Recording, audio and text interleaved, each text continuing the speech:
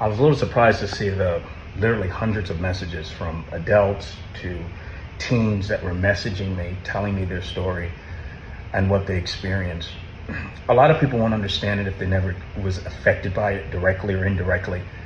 And then you have another group that is just into pure worship. They're not seekers of the truth. The first thing I want to say is that there's been messages of people saying to me, how do I get out of this lifestyle? I feel like I'm stuck in it because I'm vulnerable. This person's in a position of power. I don't have the I don't have the finances to get a lawyer. I don't have the finances to get an attorney. They have threatened me. If I say something, they'll sue me. I'm this person, I'm that person. And so there's a lot of this demigodding that goes on with this. There's a lot of these psychological power games that takes place with this. And for a lot of people that are stuck in this type of lifestyle, it's their livelihood. This is how they pay their bills. They are providing some type of service that might be being an adjutant, might be being a driver, might be being a massage therapist, might be whatever. But usually these are individuals that are providing some type of service or work in some type of service industry, a secretary, and they're being preyed upon. And they feel like if I say something, this will ruin me. I don't have the finances. I don't have the notoriety. I don't have a platform. And then it's the other thing, who would believe me? Who would believe me? And then there's another part of it that is connected to the shame. The shame part. Did I do this to myself? What did I do to make someone think this? What did I do to cause this to happen to me?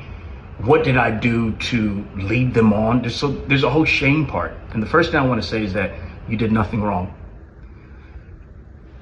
You did nothing wrong.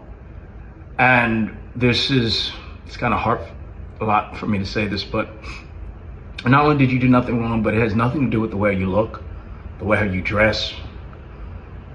It has nothing to do with whether you're thin, tall, muscular, fake, skinny. It has nothing to do with any of that. One of the things that takes place in grooming is that there's a whole projecting out element where they project their sickness onto their victim. And they make the victim feel like it's you that's doing this to me. And one of the responses that you'll see, and it is a common predatory response is, I'm not perfect. I'm not perfect. And this statement is to incite a plurality to feel some type of sympathy for the actions or the behavior of that person as a way out. I'm not perfect. I'll ask God for forgiveness. And yeah, we believe in forgiveness, but we also know that as long as the earth remaineth, there shall always be seed time and harvest. And so there are reactions to every action.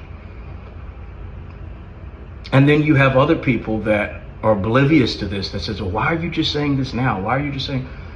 They don't realize the shame, especially when it's a person in a position of power or authority, let alone a religious figure that's supposed to be God's messenger, and then they have money and they have power and they use that to scare their victims. This is very powerful. I just want to say that we see you and let go of the guilt. Let go of the shame. You did nothing wrong. You did nothing wrong. I'm praying for you. I love you. I'll be talking more about this in my Patreon about predatory behavior in the pulpit, how to spot it. It's happening every day. It's happening to the secretary, the adjutant, the person that's supposed to bring the water on the stage, drivers, people that most folks would look over because they're trying to get to the man of God, so they don't look at those people. It happens. It's a real thing.